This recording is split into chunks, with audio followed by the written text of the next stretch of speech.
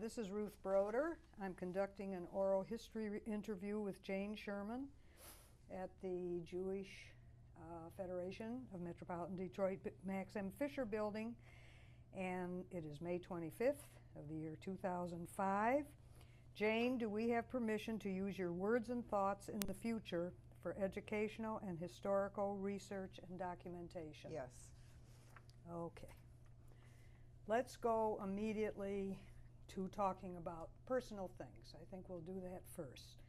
I want to know about your early family history. I want to know about where you were born, where you lived as a child, your parents. Okay, So I'll let you start. I was born in Detroit, and I lived here on and off. My mother was very ill as a young child. I spent some time in Tucson with her, some time here. I started school here. Oh, that's not altogether right.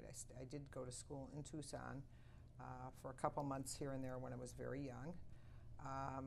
But basically I started school here, Hampton Elementary.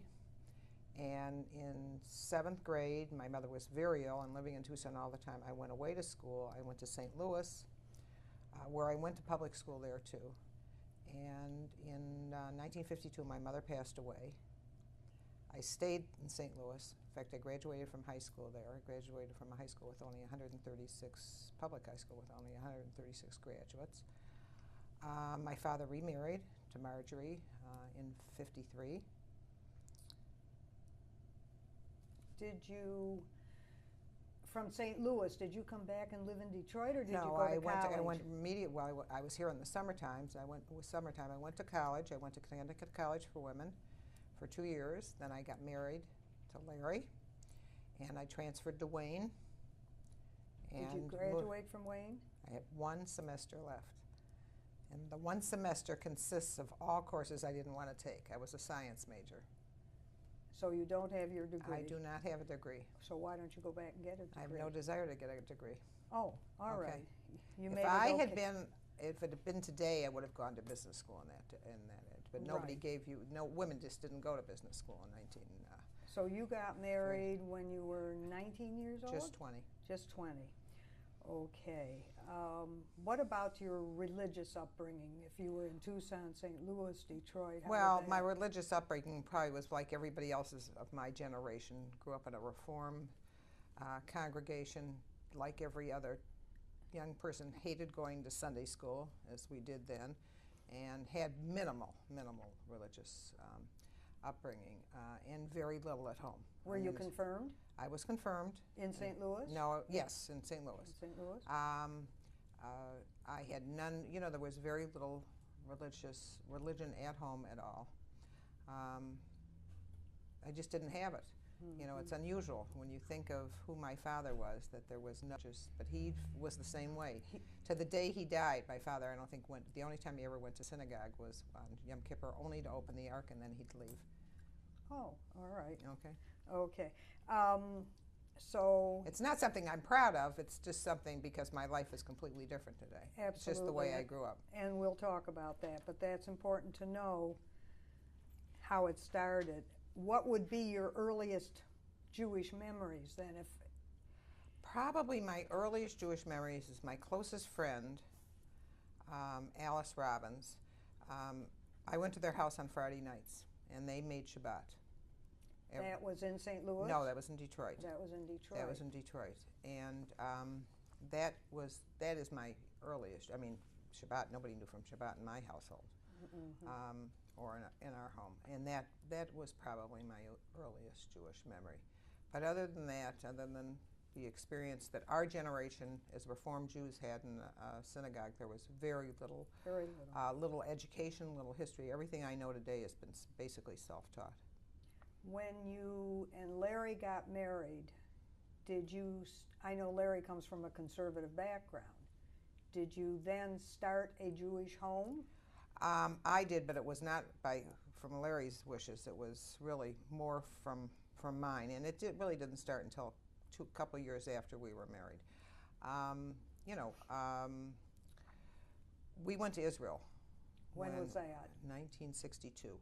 Very so we had young. been married 3 years, and I was just 21. No, 22. And that's what changed my life, and I believe Larry's. Larry would, his education was not much more than mine, Jewishly, even though his mother had kept kosher for many years. By the time I knew him, she had stopped keeping kosher, and he grew up in a conservative synagogue, but his Jewish education wasn't any better than mine, other than the fact that he had a bar mitzvah and he could read Hebrew, which I couldn't do at that time. That first trip to Israel, you already had children by then. I had one child.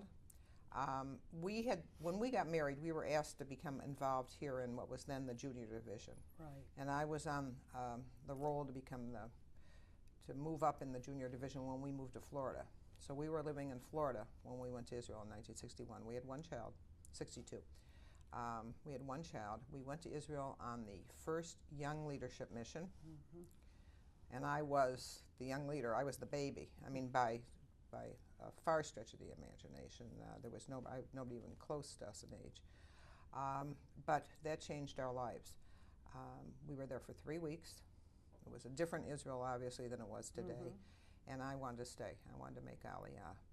I felt that this was a chance to build the country, and in 1962 it needed building. Larry felt that as a retailer he had nothing to offer.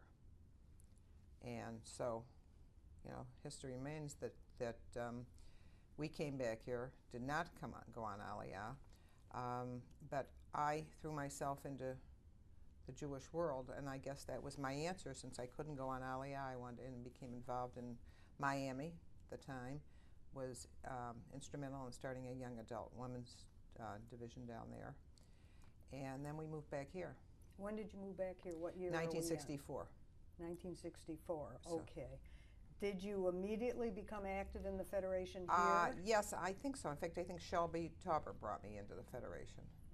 And yes, I'm pretty sure that I was, even though I was very young, it's hard for me to remember what the exact dates were, that whether it was 64 or 65, 66, right. But by 67, there was no doubt that it had to be when I came back, because by 67 I was pretty well enmeshed in the campaign scene and what was going on in the women's division at the time. Had you been back to Israel by 67? You had not gone back yet? We did not go back until 72. We had young kids. Larry was trying to build his business when we came back here, so we did not go back to Israel until 72. But 67 was a turning point, I think, for all of my generation, right. You included. Yes, absolutely. Which is something that the generation, our children and grandchildren, don't have today. Though I remember being on the front lawn, working in my yard in June of 67, and David was about 6 years old, and his coming home from school and my explaining to him what was going on as I listened to the radio outside. All right, let's And I have to tell you, there was one other ahead. Jewish memory that I do have. Yeah. And when the State of Israel was formed, we were living in the Lee Plaza Hotel at the time, and I remember distinctly sitting with my father listening to the vote in the UN. Distinctly. I mean, I can remember where I was sitting, where he was sitting. I remember exactly what the radio, those old-fashioned radios, and I can sit there, and that I do remember, but I don't consider that having the impact at that time that the candle lighting at the Robbins house had on Shabbat. Okay, interesting. Let's talk a little bit about your children, their spouses, your grandchildren, because there's a whole big family now. Okay, well, we have 3 children. David, who was married to Ellen, has 5 children.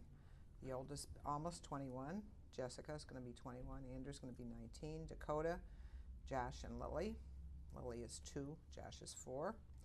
Sylvia was married to Randy Wolf, and they have 2 boys, Stanley, who is 9, and Aviv, who is 4, and Scott, who was married to Robbie, and they have 3 children, Samantha, who's 8, Justin, 5, and Emily is 2.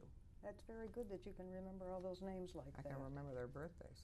You can remember that? Well, I don't have to know that now, though. So you have 10 grandchildren, 6 children, and you and Larry. That's a big family. Your Shabbat dinners. Before we move off the subject of your personal life, It's chaos. What's the big turnaround It's now the that cha- you have Shabbat dinner? It's chaos in our house. When our children were born, we made the decision that we would not go out for Shabbat. We would stay home. We would make Shabbat dinner, and the children would have to be at home too. As they got older and they became teenagers, they can invite their friends for dinner, and they could go out after dinner. We don't go out, period. It doesn't make any difference what it is, but we stay home for Shabbat. Today, everybody comes, barring some unforeseen circumstances, or somebody wants to go to temple for Shabbat. But we are home every Friday night. The children all come, and I think they enjoy it. I mean, there's a fight over who's going to pass the bread, who's going to light the candles, who's going to make the motzi, who's going to say the Kiddush, since they're all been through Hillel or going through Hillel, and they can all do it. And it's very exciting. It's noisy, but it's exciting. Have you been on the big family trip to Israel? Probably not, because those little children are too young. What's the biggest family group you've taken to Israel? Family Of your group? family.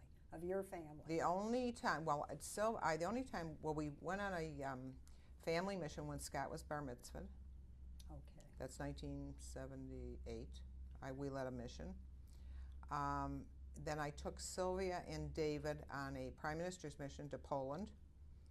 And Jessica and Andrew, Andrew and I were discussing it last night. I think he was 8, Jessica was 10. I took them on a family mission in the summertime, but we had our apartment at that time, so we lived there for 2 weeks before we joined the family mission. And the reason we were discussing it, because Andrew is going on Birthright on Saturday. Okay. So, and I'm as excited, more excited, I think, than he is. All right. We'll talk about Birthright, and we'll get to that, because I wanna talk about that. When you came back from Florida, then, at some point, you became interested in working in the Jewish community here in Detroit. It wasn't interesting. I just did it. Yeah. I never thought about it. I just did it. Do you remember some of your early jobs, what you were doing Well, I specifically? became involved in the women's division, and I don't remember what the first one was. I do remember Shelby taking me downtown to my first meeting. Mm-hmm. And I don't remember, but I know I did the entire layer of jobs in the women's division. I started at the very bottom, and by the time I became campaign chairman, I had done every position. And it was you and I, Ruth, that started the worker training program, not only in the women's division, but throughout the United States, where we trained people how to solicit properly. I thought of that when Jenny Jones died, of our going trip to Florida. with the towels. Yes. Explain that. Ruth and I went to Florida to do a worker training mission in Sarasota, and Jenny Jones, who was really a mentor to both of us, who just has passed away. She was past president of the Women's Division and of the National United Jewish Appeal, had us come down. We stayed with her. And Jenny was a little compulsive, and Ruthie and I couldn't get out of the shower or dry ourselves off, and the towels would disappear. So it didn't have a lot to do with Jewish education. No, we went down there for the purpose of training workers, as you recall. All right, you've had many, many jobs. You have a very, very thick portfolio, and I think we have to talk about some of them and talk about which ones you liked even more than others, because you really have not only gone through the gamut of everything in Detroit, but nationally too, and all the way to Israel.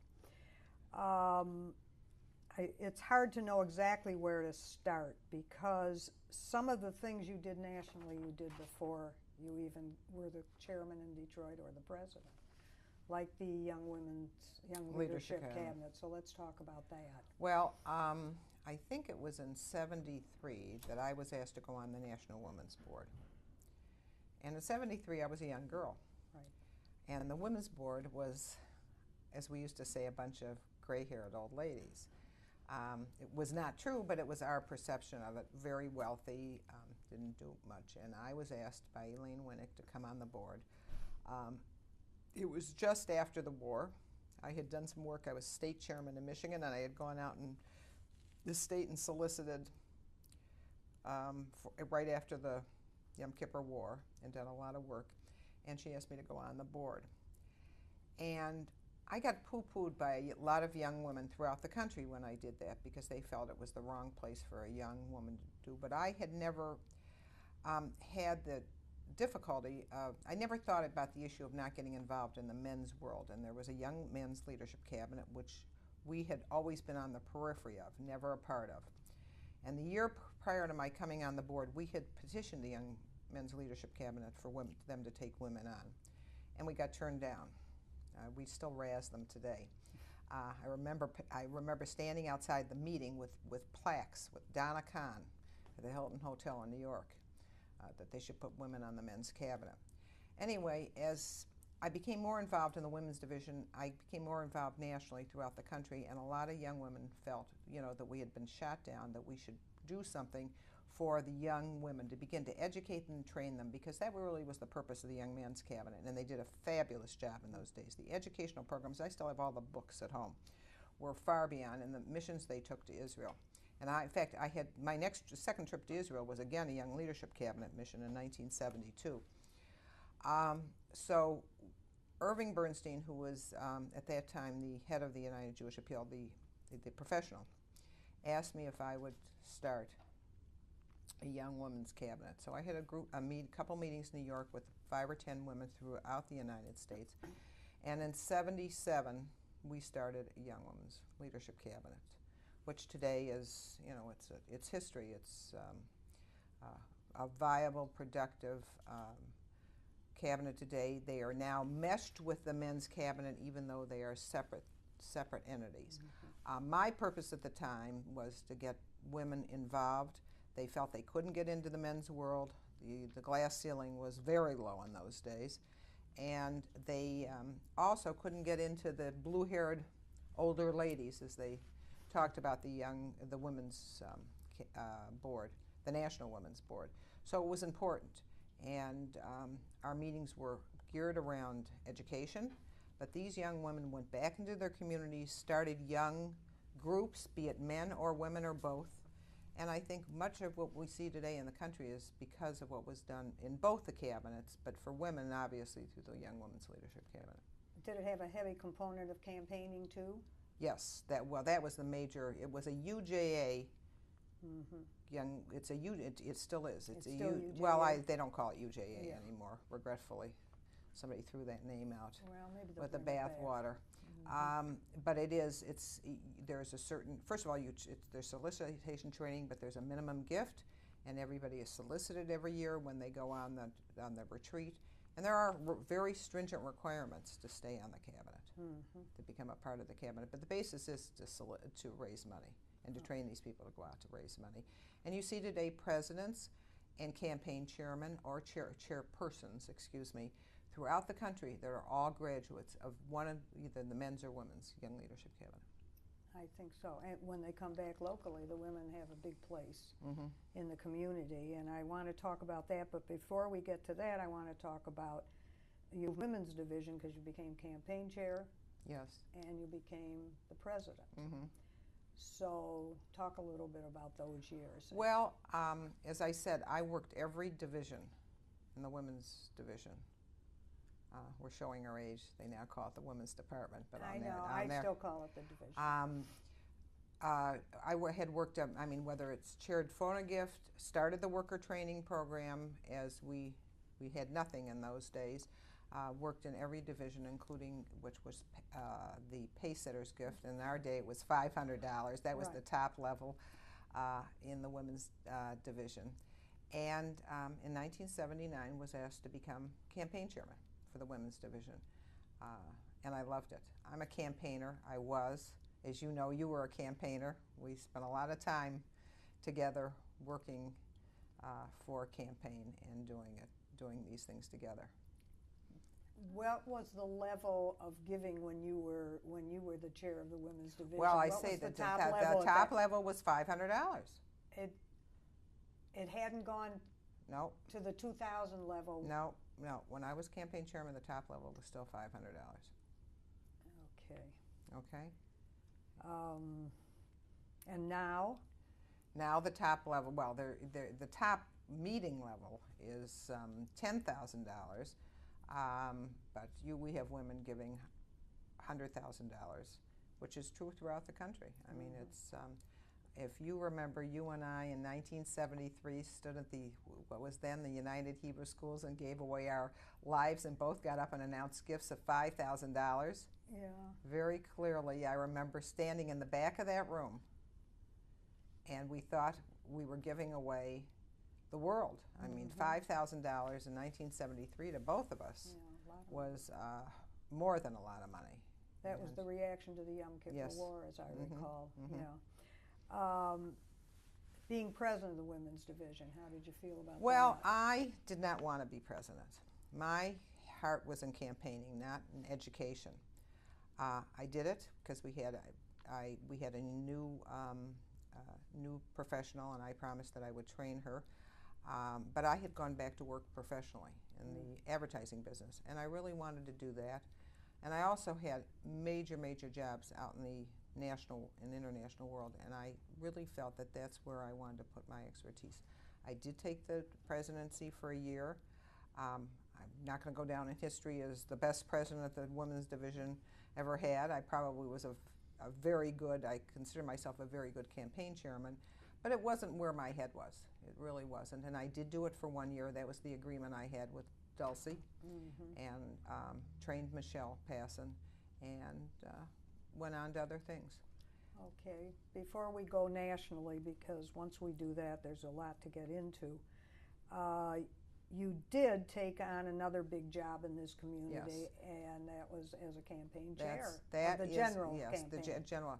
There was only one, I never coveted any jobs. I mean, I believe that the job comes to the person. If they've earned it, they'll get it. And there was only one job I really coveted, and that was I wanted to be the first woman general chairman of the Detroit campaign. Now this is we're already into the to the 80s, and I had that position. And I would say of all the positions that I had in this community, that was the most exciting, the most gratifying that I've ever done. I loved it. Now, obviously, I had some extra added incentives, but I think with or without, David Hermelin was my co-chair the first year. Paul Borman was my co-chair the second year. I had two of the greatest men, to work with. David and I thought and worked together exactly alike. But even besides that, wouldn't have made any difference. I just felt that this community gave so much to me in that job that it really was the most gratifying experience I had. How do you think, because you were the first woman, and this was unique, and it isn't unique anymore, how do you think you were received by the men, especially the older men who were so set in their ways? I don't think it was too much of a problem, except if I had to go to solicit the older men. That, I think, was more difficult for them. Those of my generation, even the younger ones, I don't think it was a problem. Some resented it. Today, it's a foregone conclusion. But I was a campaigner, and I was going to do it anyway. So I don't think there was a resentment. I think that they, it took a while for them to understand that we were as good, maybe not, probably better. Better trained, certainly. Better solicitors, and of course I believe you raise money based on education. You don't raise it based on peer pressure. And that was a whole turning point for a generation when we came into the job. But I never felt any animosity, anything at all, and I loved every minute of the job. It was tricky at the beginning. I did the the first worker training for men, and they were never solicited, Jane, as you recall what it was like with the men. So, all right, I think we should get back now to your national jobs, because there is a whole list, and if we can get through a lot of it, I think we should. I'm going to put that aside a minute. I want to talk about missions first, because missions are a very important part of your life. So let's go there first before we talk about the national jobs. Your part in the missions in this community and nationally. Just run with it. My life revolved around, that's where my Jewish life really started, was on a mission in 1962, and then we went back in 72. And then you and I started going. 74, 75, our first trip to Poland and to Romania. 76, 77. And I realized it was probably the best way to involve people in Jewish life, to show them the state of Israel, to show them what had happened in Europe during the Holocaust.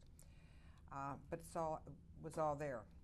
And when I became president, campaign chairman, the first thing I did, and I had this, and I went to Salk Drockler and I said, I want to take my campaign executive committee to Israel.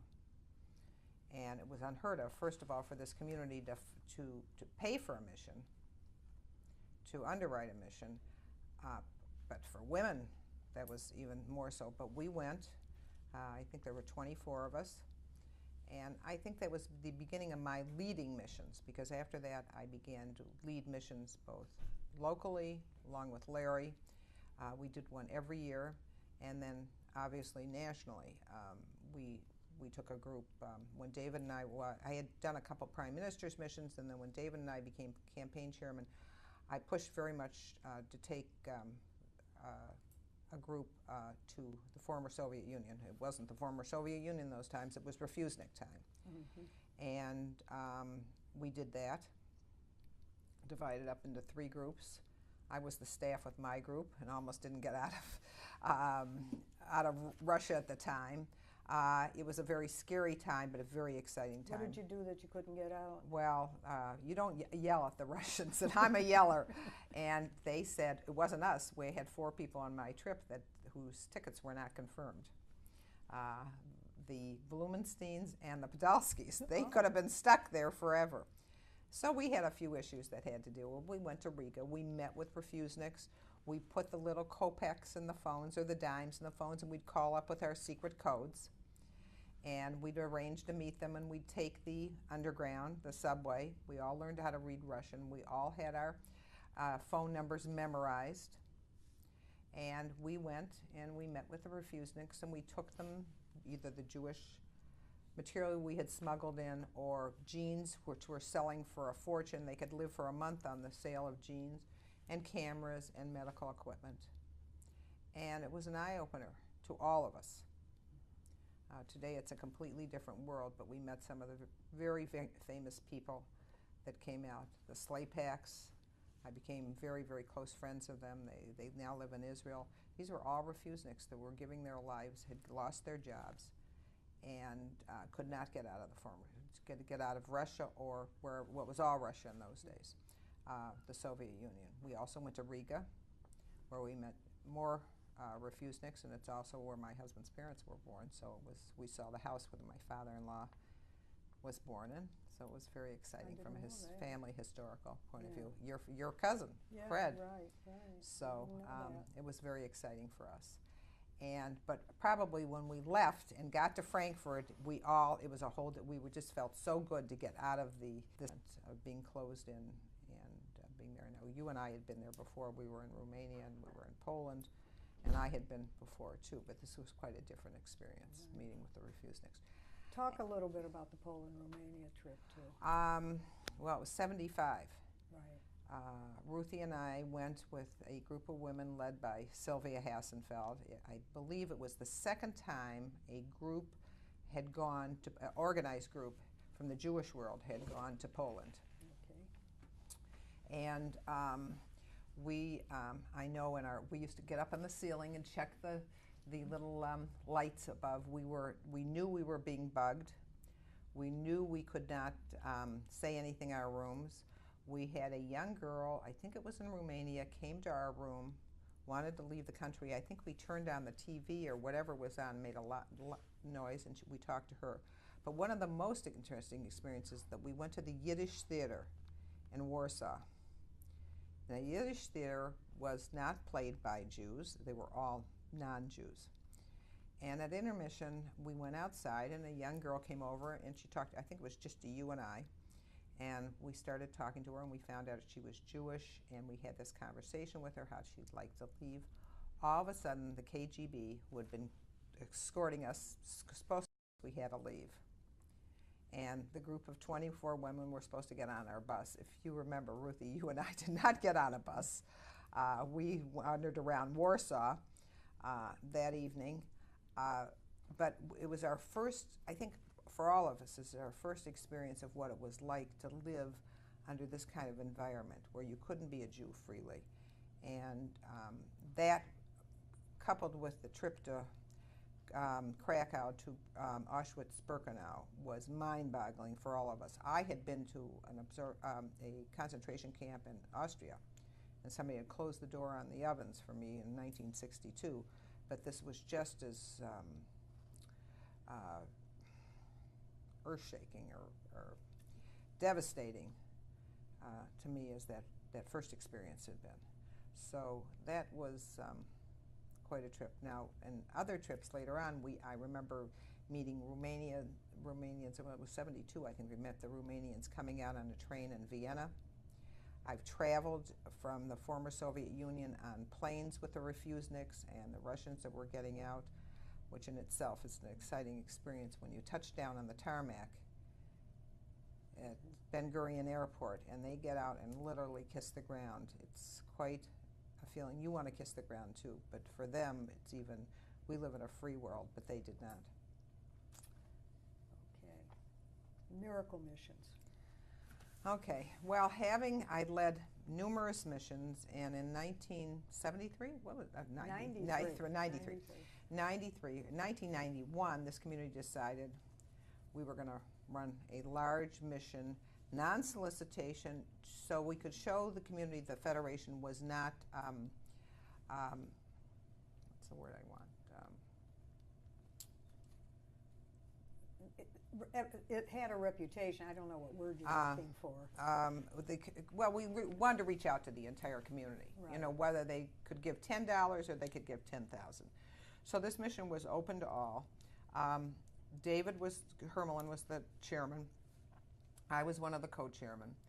And it became much bigger than we ever anticipated. So I went into the office and started working, running the mission, because the young woman we had really wasn't experienced with Federation. She was a travel agent and wound up serving as the professional staff running that mission. We took 1,300 people. It was 3 planes that flew into Detroit, El Al planes that flew into Detroit for the first time ever and went nonstop to Israel.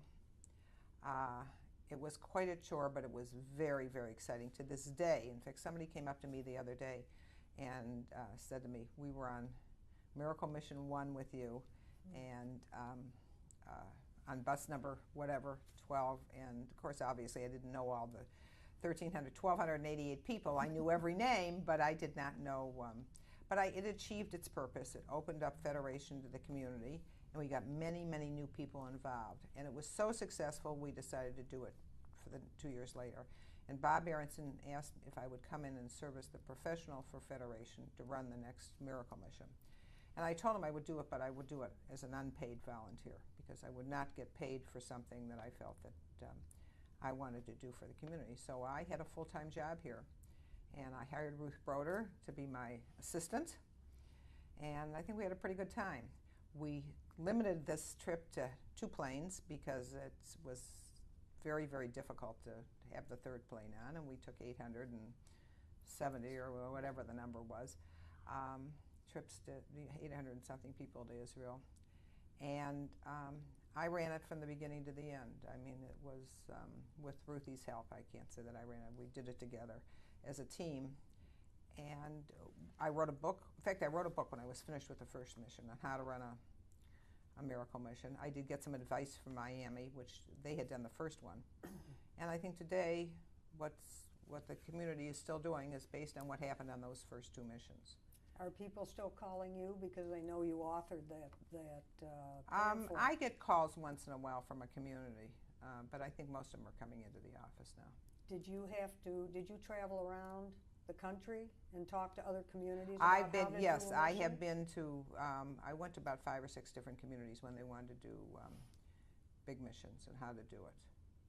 In fact, I got called by Atlanta last fall from the executive there and asked a lot of questions on what to do and how to do it. Okay. Let's move on to Israel because that plays such an important part in your life. Okay. I think we'll move to Israel now. We would. Oh, we're moving to Israel? Yeah, I'd well, like to. You've been wanting to do that for a long. Do you still have that feeling? No. Would you still do that? No, and because my grandchildren are here, I'm not leaving them. Yeah. It's not that I don't have the feeling. I still regret we never made Aliyah. You know, we bought a house in 1980, and I spent the summers there for many, many years. And the children would come over and spend the summers with me, and Larry would travel back and forth. We sold it about 6 years ago. I regret that. As an Israeli citizen, which I am, I should own a piece of the land, and we don't. Can you be a citizen and not own a piece? I guess you can. Yeah, a lot of people don't. Yeah, a lot of people don't own. Yeah, but I feel that I should. Talk about becoming an Israeli citizen, how that happened, and how it made you feel. Well, I felt that I wanted to make Aliyah for so many years, and I did drive Larry crazy on the issue. But for many years, you couldn't take out status in Israel unless your husband did it when you were married. There was some law, and I don't know what it was. The minute they changed the law, I became an Israeli citizen. I mean, it's not a big deal. I mean, you go file papers, and you get a medical exam, and you go through a process, and then you get an Israeli ID card, and after a year, you get a passport. And I was to this day, I'm very excited. Do you travel when you go there on your Israeli passport? You have to. The law is you must go in and out of the country on your Israeli passport. What a nice feeling. I have a little hand. I don't have to go through passport control because they have these hand things you use now. And you go stick your hand in there, and it automatically puts you through. But if I'm with Larry, it doesn't make any difference because he has to stand. He's got to stand in line. Yeah. He does not want to do the same thing. No. He has no desire to do it. Yeah. So. Okay. All right. Let's talk about. Let's see. I can vote. Huh? I can vote. You can vote. I can vote. Oh. But you have to go there to vote. There is no absentee ballots. You must be in Israel to vote. How many times a year do you go to Israel, do you think? Well, now I'm going a minimum of 3. There was times that I was going much more. Yeah. Or I was there for longer periods of time. Okay. You want to talk about what your next trip there is for? Now? My next trip? You mean the trip next 2 weeks? Next week. Well, I'm going for the Jewish Agency board meeting and assembly. Okay. Happens to be at the time because my father just passed away, and he was the founding chairman of the Jewish Agency. They're also doing a special tribute to him at the opening of the Jewish Agency Assembly. So the first time in history, my entire family, all my siblings, plus my stepmother, will be in Israel, plus our 3 children. And their spouses? No. And no grandchildren, just your 3 children? No, my grandchildren are all out and about. They're at camp. They will be Jessica's working. Andrew will be at camp. Dakota will be at work. At this stage. All right. Let's start. You moved into the national scene early. Even before you had the big jobs in Detroit, you were already working nationally in different areas. Can you talk about some of that, other than the Young Leadership Cabinet? Because we covered that. I did the women's division, as I said. I started there as a state chairman, and then I went on the National Women's Division Board. By being chairman of the Young Leadership Cabinet, it opened up a lot of avenues for me, obviously. And I was an officer with the United Jewish Appeal. There were, at that time, United Jewish Appeal maybe had 20 officers. So I was involved in everything that was going on, all decisions that were being made. And probably one of the most important decisions I remember is when we sat around a table and made the decision as the UJA to take on Project Renewal.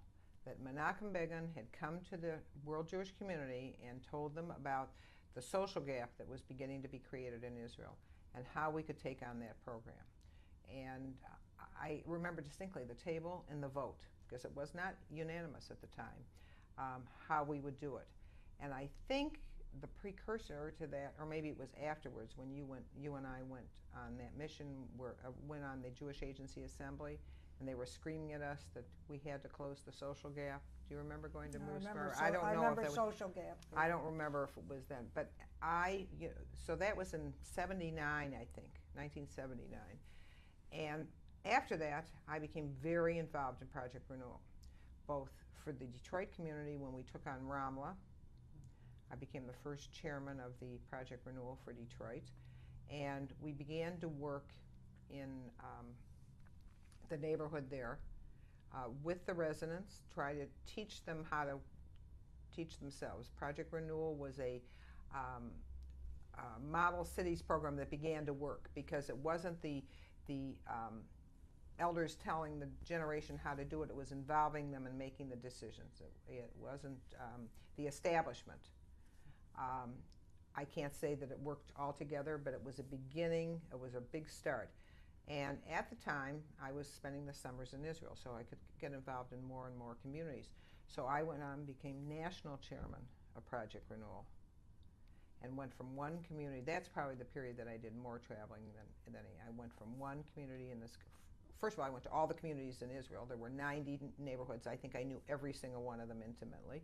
And then I would travel around the country here involving people and getting other federations involved in those communities or enhancing their campaigning, because Project Renewal was an over and above campaign. I took up Hebrew at the time. I went to Opan. I learned to speak Hebrew because you could not go into these neighborhoods at the time unless you knew Hebrew. These people did not speak Hebrew, speak English at all. And so that afforded me the chance to get involved at an international level, because Project Renewal was run through the Jewish Agency. And it was through the then I went on the board of the Jewish Agency in 1983 and became chairman of Project Renewal through them. So, you know, I had gone one step higher in the hierarchy, if you want to say that, done it. But that was a very, very exciting time in the world of Jewish philanthropy. It was to see people get involved in their neighborhoods. And it was a different experience than Partnership 2000 is today. But people really got excited. We take missions, they'd be welcomed into the Federation, into the community. In fact, our first miracle mission, we went to Yavna, which was the second neighborhood, community that Detroit had taken on, and we had home hospitality for all 1,288 of those residents. It happened to be during, I think it was Yom Ha'atzmaut, and we all came back and had a big Yom Ha'atzmaut party afterwards. But do we still have a relationship with Ramla and Yavna? No, that's no, finished? which is too bad. Yeah. Which is too bad. But it's been taken over by other communities with regard to Partnership. Not Yavna, but Ramla with Partnership 2000. Another community is now in there. In 1984, you were honored in our partnership city, Ramla. Oh, I became an honorary resident of Ramla. Yeah.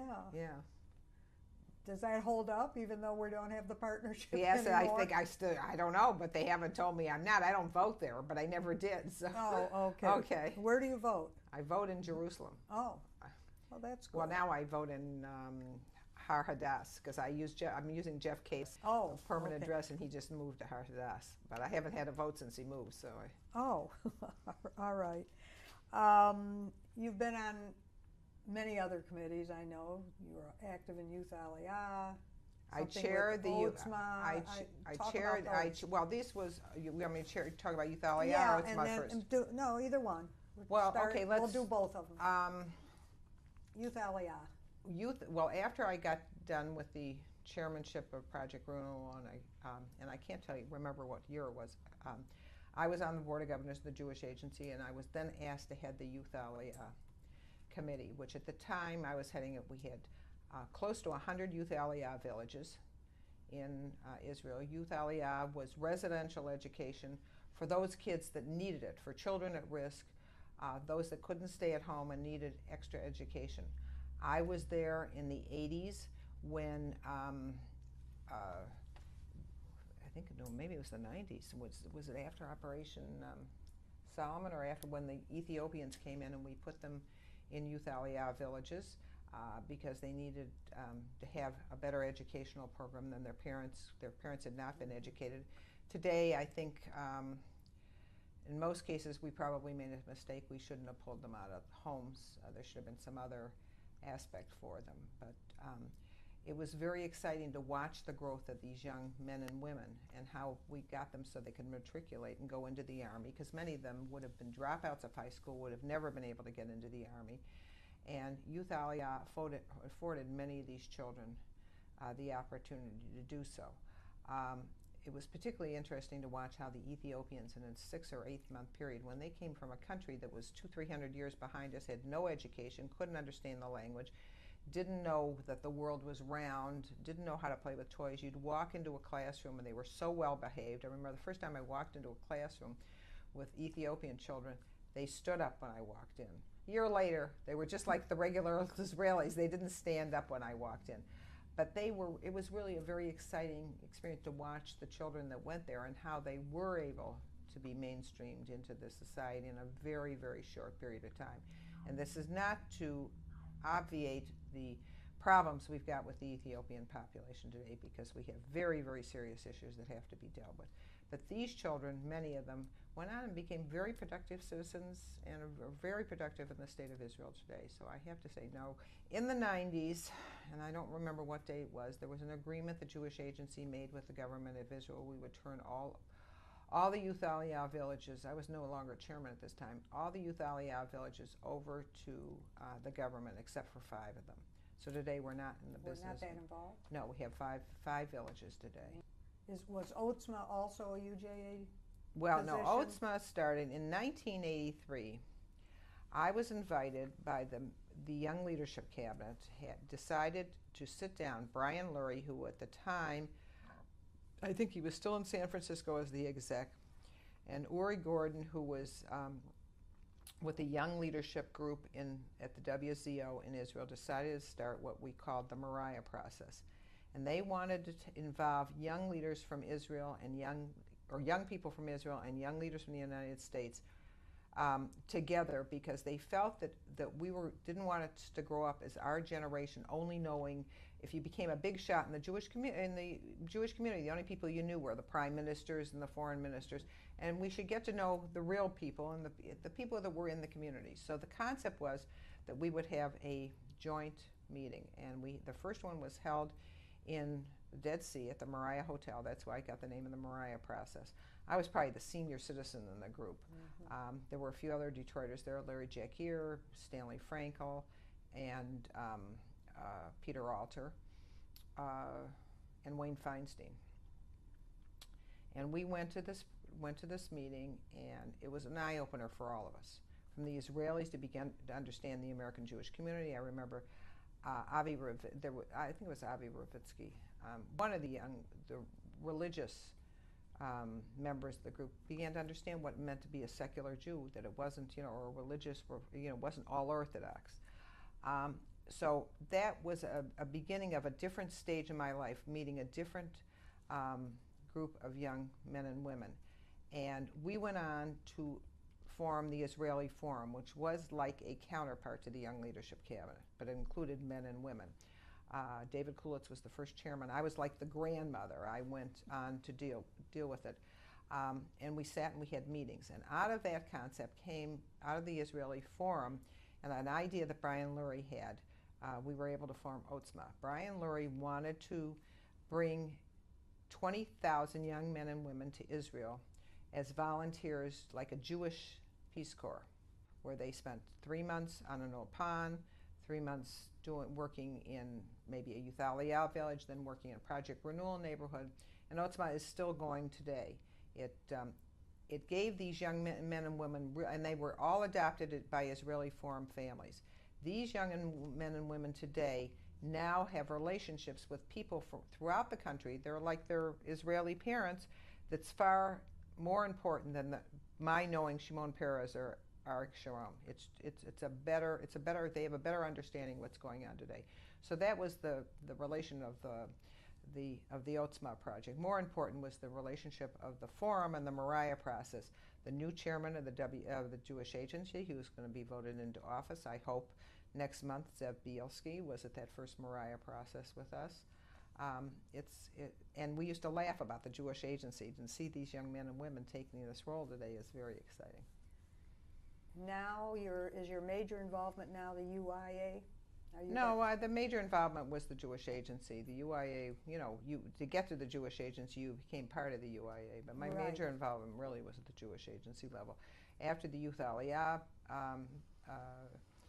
I became chairman of what was then the Rural and Urban Development Department, and out of that department came Partnership 2000.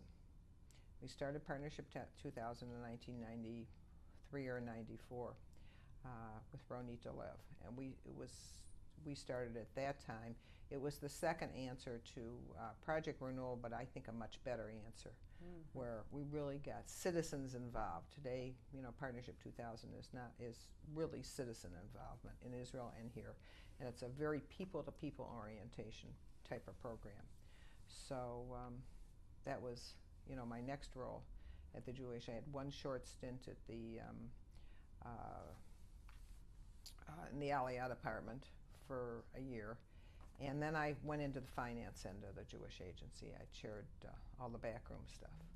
Are you on the executive committee? Yes, but today I'm now chairman of the Israel department, which is the precursor. All right, tell me what that is. The Israel department is the was the Rural and Urban Development Department. We changed the name, and we're probably going to change it again. And the Jewish Agency has just gone through a strategic plan, and we have revamped the entire Jewish Agency. It's much more related to what's going on in the world today. And the Israel Department is now in charge of, Partnership 2000 is there. We are no longer in the settlement business in the Jewish Agency, haven't been for another number of years, but everything we do is what's involved in Israel. And we are being involved in a new program called Youth Futures, which is going to deal with youth at risk in Israel, particularly from the ages of 6 to 13, which is an area that has not been dealt with on a coordinated basis. And everything being done in the Jewish Agency today is going to be a three-way partnership. It'll be the Jewish Agency putting in money, federations, or Karen Hayasad, or a philanthropist, and then somebody from Israel, be it a Israeli philanthropist, and we have many that are very, very wealthy that are willing to put their money where their mouth is, or an NGO in the state of Israel like Sakta Rashi, the Kerem Foundation, and it will be a three-way partnership. But more exciting about this program is that there is a group of, and I have to call them Hautzim, or young Zionists in Israel today. There's about 1,500 of them that have finished the army, many of them, not all of them graduated university, all of them that finished the army, that have set up villages and live with the idea that they want to create social change in the state of Israel. And so they are really volunteering their time, even though they get a small stipend, in different development towns, in different communities, whether it's teaching or mentoring or doing all sorts of programs they're living very, very frugally, and I mean very frugally. We are going to use that group of new Zionists to run this new Youth Futures program, because they can be the motivation and set the self-esteem for these young kids that are dropouts from even before 6th grade, or they're illiterate. We found, and it's basically in the periphery, in the Negev and the Galil that we're going to be. So this is a whole new area that we're going to begin to go in. That we're just putting out this program now as we speak. It sounds like a combination of getting back to working on the social gap and Youth Aliyah. All those pieces are still there. Yeah. So today, I want to get back a little bit to the national chair of the UIA, because even though what you're doing at the Jewish Agencies is more important, that's a very big job. Are you still the national chair of UIA? Yeah, I've only been chair for 2 years. I mean, it's not okay. Explain. I don't know if it's a very big job today. UIA's main role is to be accountable to the American Jewish community for the funds that are raised. And prior to the merger of UJA and CJF, it was an independent organization. We are responsible for the government grant, as I said, for accountability of the American Jewish community. And our role was, really to be the watchword and the advocate for overseas needs. After the merger took place, there was a deal made, not happily to many of us, where the UIA would be eventually a subsidiary of the United Jewish Communities. And the board today, 5 years into the merger, is now literally appointed by UJC. Now, we appointed the board. I mean, I went to the executive of UJC and said, here's our list, and there was no argument, but that's, independent. If I decided to leave tomorrow, take the board and leave, I think we would have a bit of a problem. But what we've become, I think, more importantly, is advocates for the Jewish Agency, because with all due respect, JDC's out advocating on their own. They're doing a fabulous job, and we need to be, by the way, the Jewish Agency needs to be doing that. So now not only are we accountable for all the funds that are raised in the American Jewish community and where they go, particularly the ones to the Jewish Agency, we have to know that they meet the IRS ruling. That we cannot do. We have an agreement with the Internal Revenue Service. We've had it. It goes back to the 40s, to the 50s, and we have to make sure that that money's spent. We are responsible for seeing that we get the government grant. The United States government is now giving us, $50 million at the present time. It's going to be $40 million in October for refugee resettlement.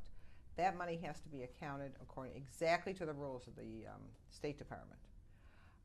So that's the other area. The third area is that we are the advocates in the American Jewish community for the Jewish Agency. We're the ones that should be out talking about it. We're the ones that appoint the board.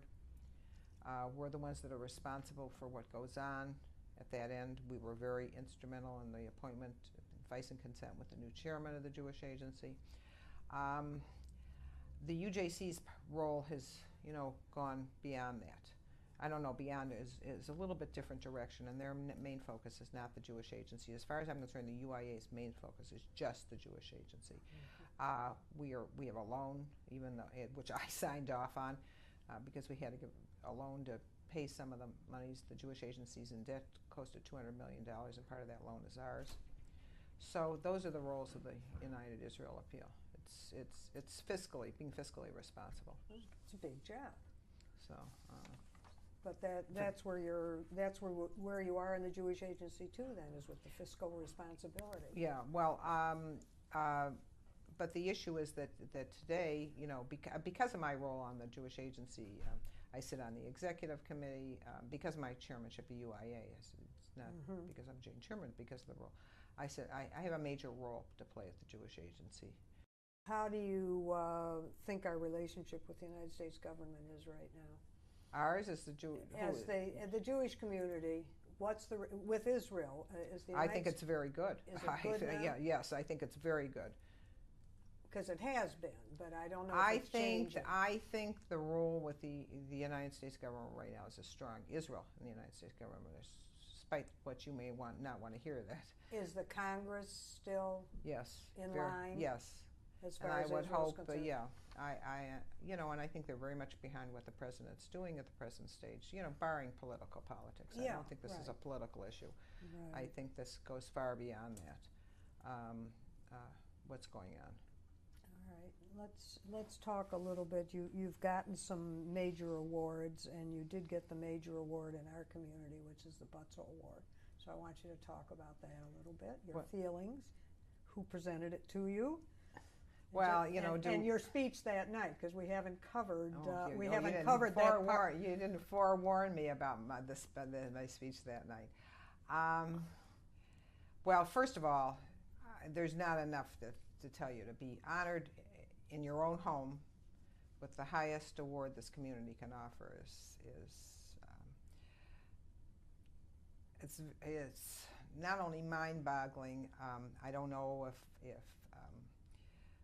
I can even put into words. It's very humbling to be put with the list of some of the people that came before me. I mean, it's the Dora Ehrlichs and the Max Fishers and the Sam Frankos and the Jenny Joneses, just the Frida Max Stolmans.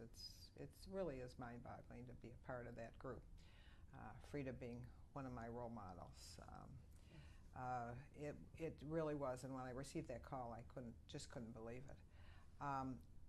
As a Butzel Award winner, you're allowed to ask somebody to give you the Butzel Award. Not usually, it's somebody that's had it before, and I asked my dad to do it. By the way, he gave me the Young Leadership Award when I won the Sylvia Simon Greenberg Award in this community, and he was also president of CJF when I received it, so he gave it to me in Pittsburgh. That's where I got to go for my, I don't know where you got to go, but I got to go to Pittsburgh. Anyway, so he he presented me with the award, and didn't say much, but I could tell from his feelings. And I gave this community a challenge in my speech. I gave them a challenge to increase the Jewish education in this community, to increase the amount of people that went to Israel, because I believe that if you get them to Israel, you have them turned down, no matter what the generation. I think that's the biggest area we've got to work on. The generation of our children and our grandchildren don't have the emotional ties to the state of Israel we grew up with, whether it's the Holocaust, 67, 73, or even 80, 81. They don't have it. And I don't want to see money raised just on the basis, or involvement just on the basis of war. There should be much more than that. So I gave them a challenge that not only should they, I believe that the way we're going to have a Jewish future for our generation is through Jewish education and through involvement in the state of Israel.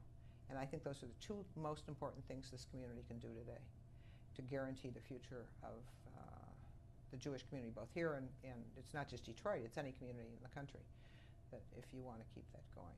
And it's been proven, all the statistics. You send a child to Jewish day school and then you send them to Israel, they're much more likely to marry Jewish, to become involved in their community. They go for a year trip, it's even longer. So it multiplies on that. Education, have you been on any national committees for Jewish education? Have you been involved in that? No, I haven't been involved nationally. I was involved here at Hillel, Hillel Day School. I've had a minimal involvement with JAM, the Jewish Academy, with them. I have not been involved nationally, other than, being a fundraiser at some standpoint, other than Birthright. Yeah. And I was involved in Birthright from the very beginning. All right, talk about that. I sit on Birthright is a program that was originally started, and I say this not pejorative, by Michael Steinhardt and Charles Bronfman, to give every Jewish child between the ages of 18 and 26 what they consider their birthright, a trip to Israel for 10 days. It is now a three-way triumvirate. There were 14 philanthropists that put in $5 million apiece. The federations were charged with putting in a third, and the government of Israel to put in a third. Federations haven't quite lived up to their whole end of the bargain, but we're now in the 6th year of the program. We have sent, and this is for all over the world, it's not just for the United States and Canada.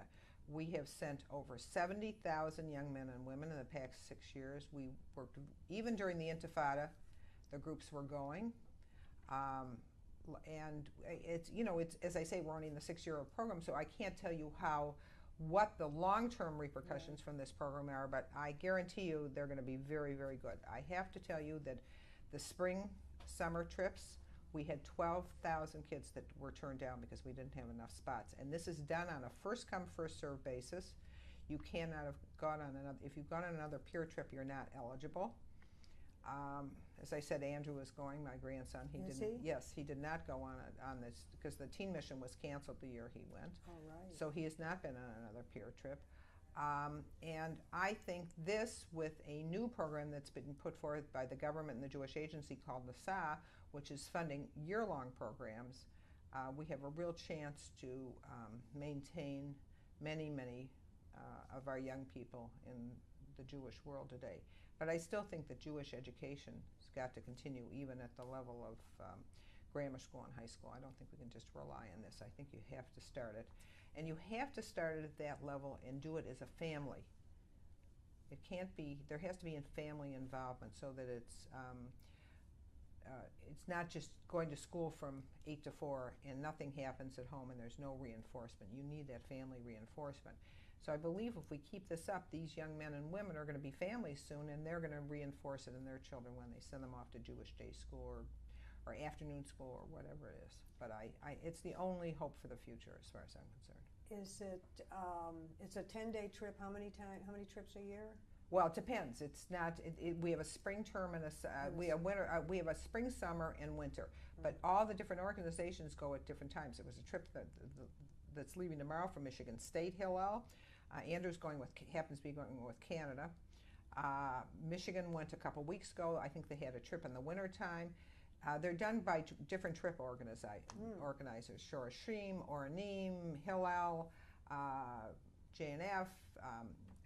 I think there's a couple of religious trips, and some of them are geared to graduates. Some of them are there's 25 or 30 different trip organizers. Oh, okay, I didn't. But realize there's that. but a lot, they're geared within the same basic time frame. Mm-hmm. You know, like from December 15th to January 15th, and then there's a couple in February, and now we've got them from the middle of May through the end of June.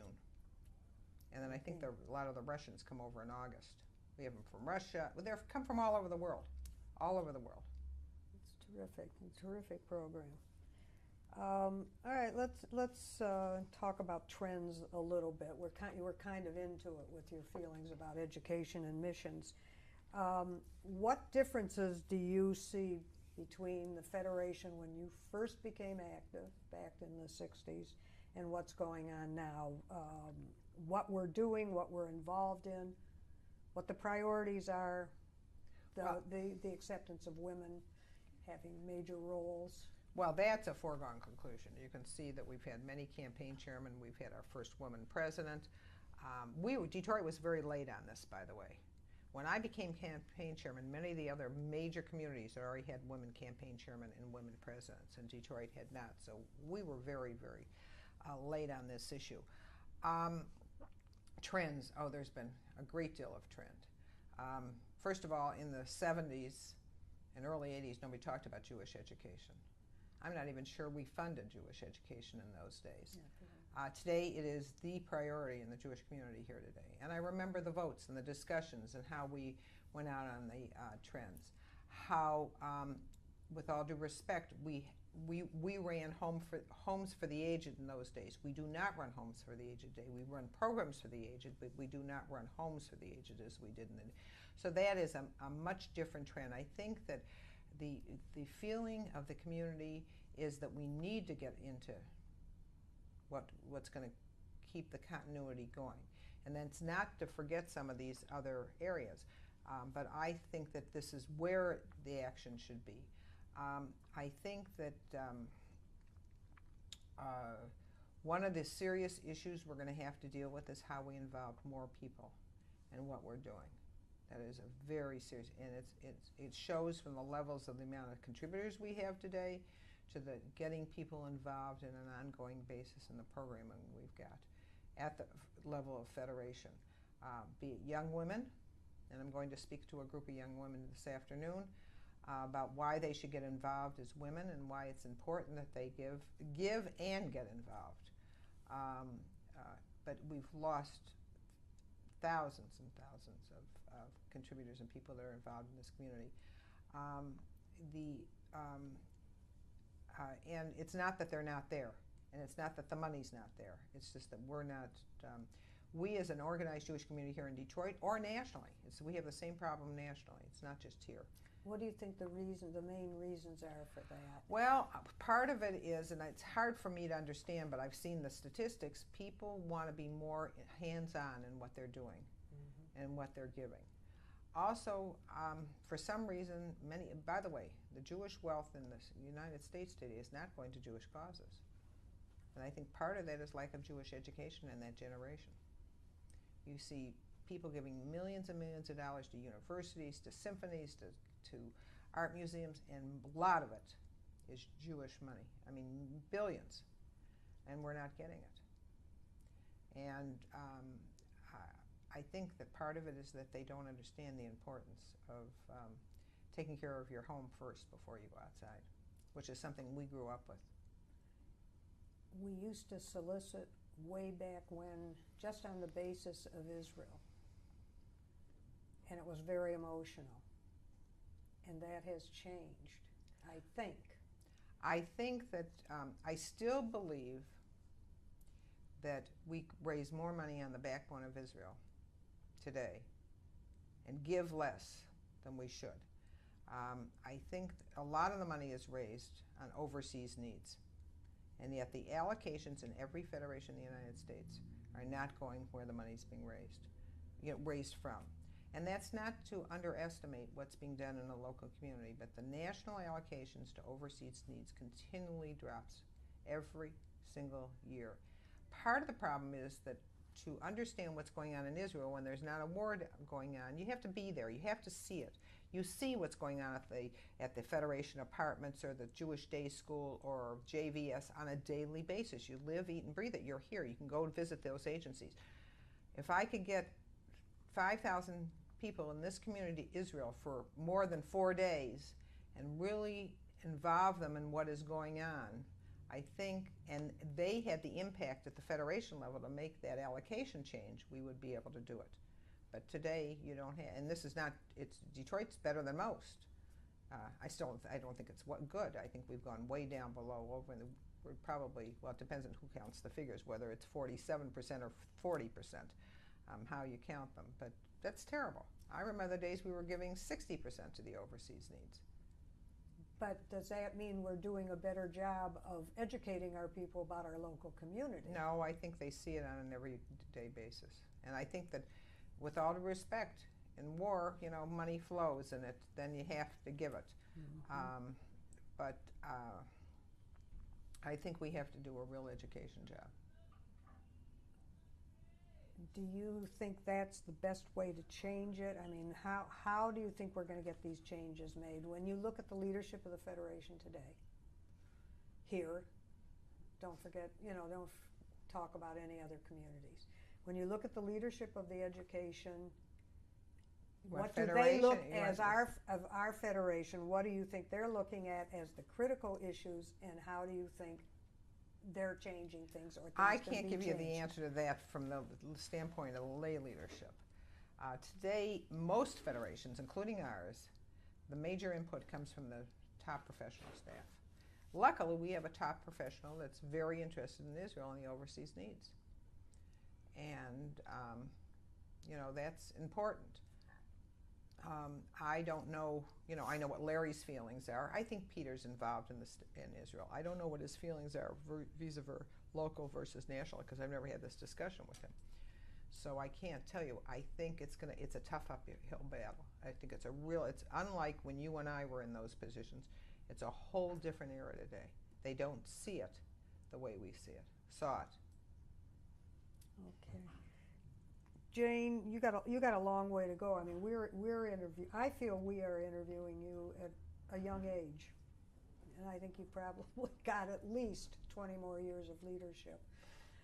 So, what else do you want to do?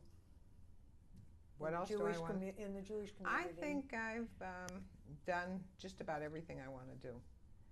As I said to you a few minutes ago when we were off camera, I'm in a different stage in my life.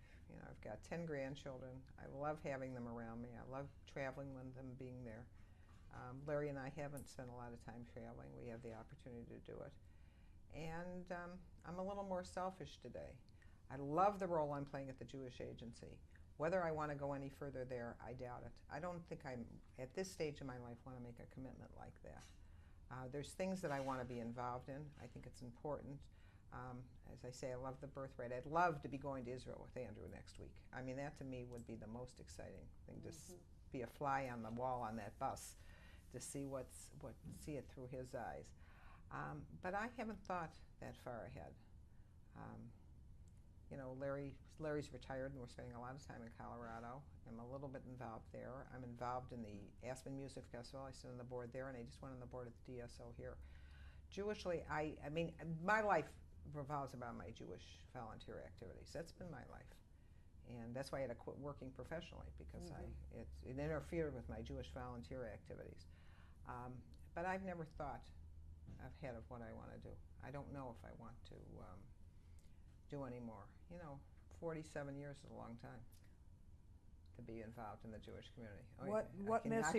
What message do you want to give to your children and your grandchildren?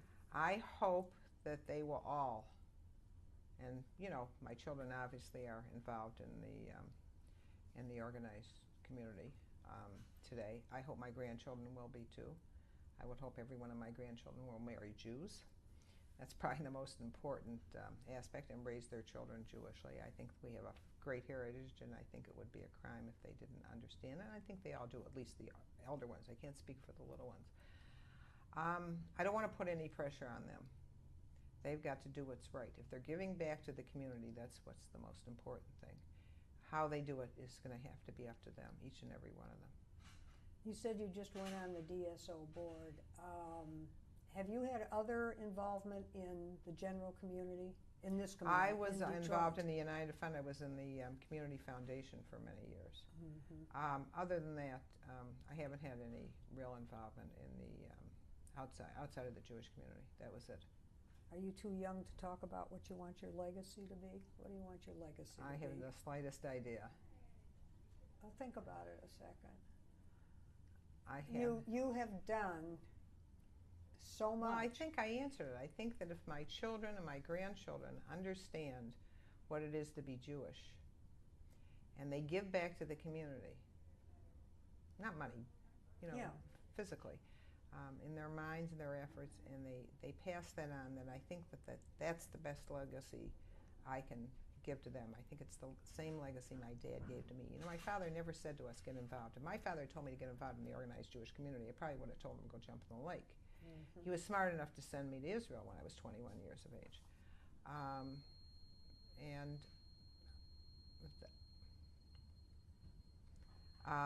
He was smart enough to send me to Israel when I was 21 years of age, and that's where my involvement began. I think, and of course then as later years came on and I was going to all these meetings, he couldn't get to them, I was like his spy.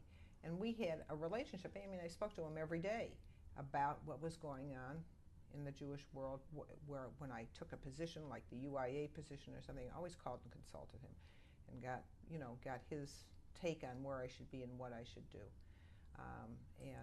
Sometimes he's able to do what you think is right, and other times he would tell me, what he felt was important. So, what did he say to you when you won the Butts Award? He said something publicly that night that was kind of funny. And he said, I don't know. He said, you don't need to know anything about my daughter. I think you all know it already. But I don't remember what else he said. I have to go back and look. Yeah. I have to go back and look at the tape. I don't remember what. There was something. It was a very nice moment. What he said. But I have to tell you, every day, it's now 2.5 months since he died, I pick up the phone to call him. And when Salai Meridor 2 weeks ago resigned from the Jewish Agency, it was probably the toughest day I had, because here he was, and Salai had said, we always had Max to come to for an answer. I had no Max to pick up the phone and call. Mm-hmm. And as I told Salai when he called me on the phone, this would have never happened had my father been alive. So his impact on the world Jewish community obviously had major influence on me. I'm not the consensus builder he was. I wish I could be. I have a different personality. I hope I built consensus, but not quite like he does. But if my children gain anything, they should not so much gain it, they can gain it from their grandfather and their great-grandfather, because he's the legacy that should go on. I'm just a fly on the wall. Well, a big one. Oh, thank you. Buzzing around. Yeah. Buzzing around. Impossible to swat. Yep.